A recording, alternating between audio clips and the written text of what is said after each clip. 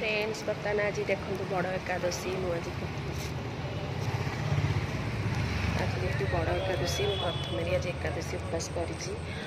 बर्तमान टी मंदिर पलि आसी बुलाबुली करने मंदिर को आसी भोग करा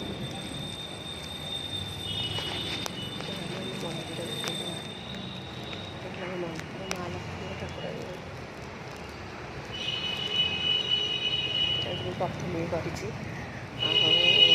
घर पूजा पूजा सामने भी पलि आसी